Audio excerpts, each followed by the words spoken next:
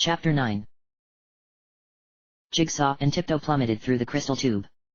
Through the transparent walls of the tunnel, pinpricks of light could be seen like stars, but shining much brighter, with a golden light. The transparent crystal was coarse and jagged, but a warm cushion of air seemed to push the two ponies away whenever they came too close to the edges.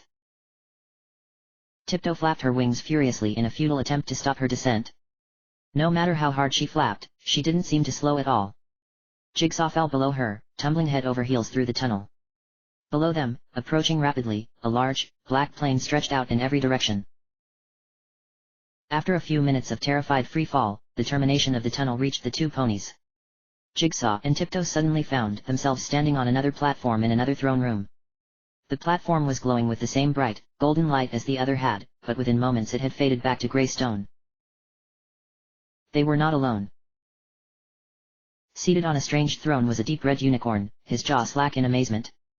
Then, Jigsaw and Tiptoe lost consciousness.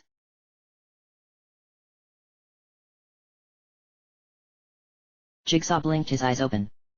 His whole body ached as though he had just been thoroughly beaten. He was lying on a comfortable mattress in a small but lavishly decorated bedroom. There was a large red curtain that had an ornate black R sewn into it. Jigsaw got shakily to his feet and approached the curtain. He tugged on the tassel hanging down on the side of the curtain with his mouth and the curtains were drawn open. He couldn't believe what he saw. Spread out below him was a massive city. He was in a tower that appeared to grow out of the center of the massive buildings, with stripes of alternating buildings and farmland spreading out from it like the spokes of a wheel.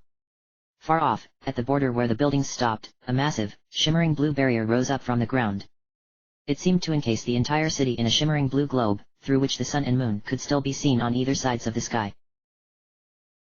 Jigsaw stared out the window in awe at the city spread out beneath him.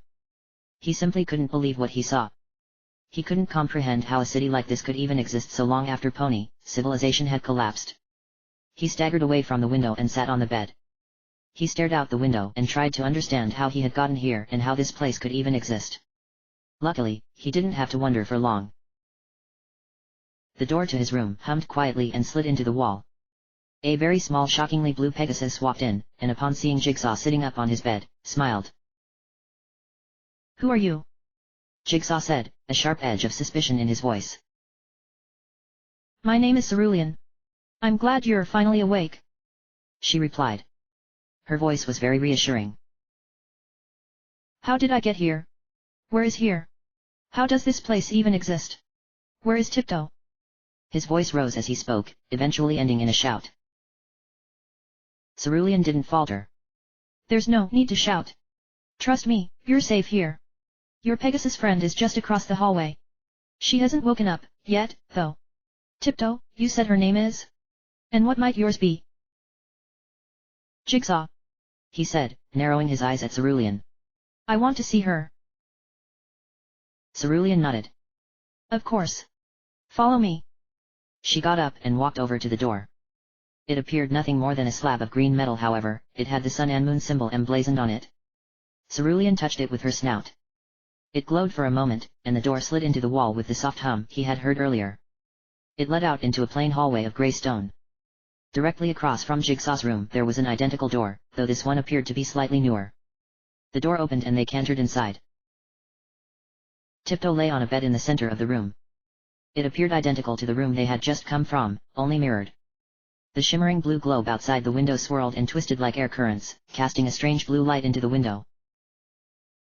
"See? I told you that she's just fine. She's still suffering the after effects from using the portal. Speaking of which, we have some questions to ask you.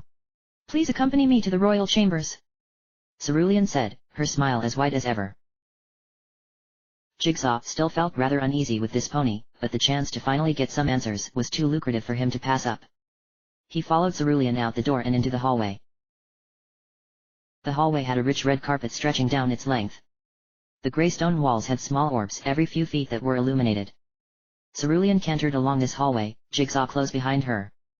Soon they reached a spiral staircase which rose out of the ground in a large domed room. Strung along the sides of this room were ruby red banners bearing a black hoof mark and a single word underneath that Jigsaw didn't recognize. "What does that say?" he asked Cerulean. "Why, it says Stalingrad, of course." The two ponies reached the top of the spiral staircase. They trotted a short distance under a metal archway before coming back into the throne room Jigsaw and Tiptoe had originally appeared in before passing out. Now, Jigsaw could get a proper look at it. It appeared to have had a much different layout. Originally parts of the room seemed to have been slapped on the extend the room. Red was everywhere. A rich red carpet covered the floor, and red tapestries hung from almost every window. The hoof motif was also omnipresent, from the shape of table in the room to the right, to the archway they had just passed under, to the logos on the tapestries. At the far end of the room was the deep red unicorn he had seen before. His cutie mark was some sort of red ribbon. He was seated in a throne that was split down the middle, half deep alabaster black, the other a bright white. It looked as if some pony had cut the original two thrones in half and stuck them together. Cerulean bowed and walked out of the room. The red pony jumped off the throne and cantered over to Jigsaw. I'm pleased you've finally woken up. Please come and sit with me. I imagine you must have many questions. I know I do. He let out a genial laugh and winked at Jigsaw. He then began walking over to a doorway in the northwest corner of the room, which led into what appeared to be some sort of meeting room. A large number of chairs were arranged in a circle around a central table. The red pony took a seat and Jigsaw sat down directly across from him. Now, I believe some introductions are in order. My name is Rubidium and I am the governor of the glorious city of Stallion-Grad. Who are you? My name is Jigsaw. Jigsaw? What an interesting name. Several unicorns entered through a small door in the far wall, plates of food hovering in front of them. They placed them on the table before giving a short bow and exiting the room. Jigsaw eyed the food warily for an instant before his hunger got the better of him. As he began eating, Rubidium began to speak. I was quite surprised to see you appear in the throne room, particularly out of that portal. It hasn't worked in. Well, I don't think it ever has. How did you get here? And from where? Jigsaw stopped eating and regarded the deep ruby-colored pony across the table from him. Despite all the things he had done for him and Tiptoe, Jigsaw couldn't help but be unnerved by him. However, he didn't want to make enemies of the first group of ponies he came across. He decided to tell the truth. He began to recount the story from the beginning, though he tried to omit any details that weren't crucial to the story. Rubidium sat across the table listening intently. His expression was inscrutable.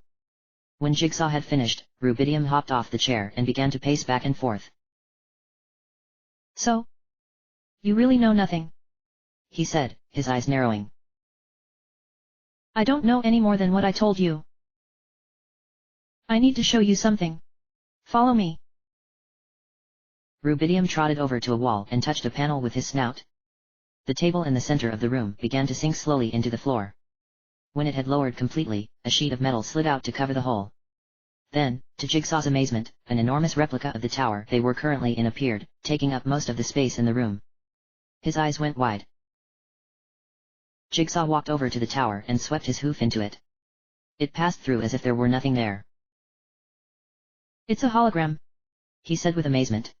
How is this possible?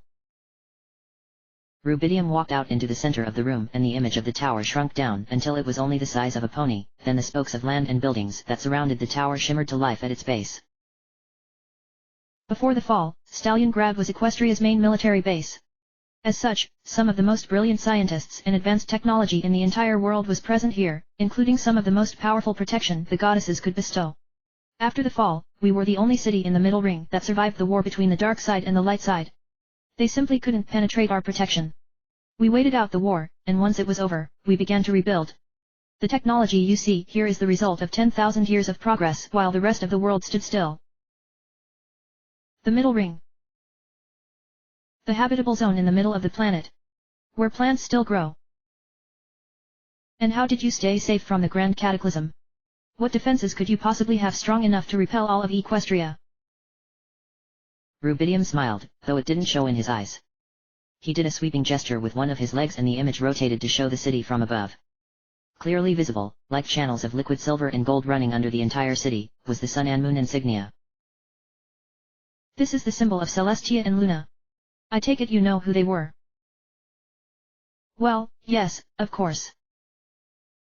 They are not totally gone. You said you encountered a dragon named Tantalus on your journey. Jigsaw nodded. The story he spun you was only partially true. There was no unicorn, he was the one meddling with power beyond his own control. I do not know why, or how, but he was corrupted by dark powers beyond comprehension. He attempted to destroy the goddesses, and most believed he was successful. Rubidium gestured towards the main chamber. Follow me. Rubidium led Jigsaw into the room and towards a small staircase behind the throne.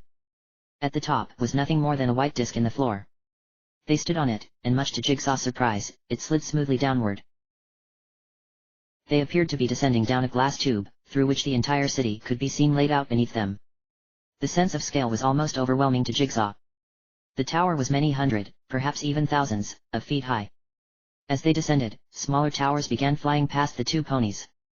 Inside, Jigsaw saw glimpses of the lavishly decorated interior. However, the small, run-down shacks at the border of the shell that surrounded the city could still be seen in the distance. Soon the disc reached the bottom of the tower and continued on underground. The tube appeared to have been built into the facility much later than the rooms it intersected.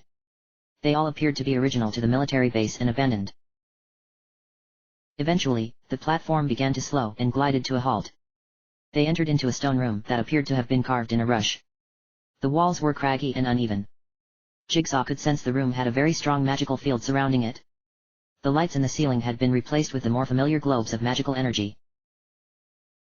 Rubidium noticed Jigsaw staring up at the lights and said, "We can't have anything that runs on electricity down here. It won't work." "Why not?" Jigsaw replied, his curiosity piqued. "You'll find out," Rubidium said before turning and walking down the passageway at the end of the room. Jigsaw followed, and they soon came to an intricately carved stone door. It appeared as though this door was given far more attention to detail than the rest of the room. Numerous carvings of ponies in various poses resided at each corner, while circles of old-world text Jigsaw didn't recognize surrounded the central symbol of a brightly glowing sun and moon symbol. "Would you care to do the honors?" Rubidium said. "I would love to," Jigsaw said. He walked up to the door and pressed against it.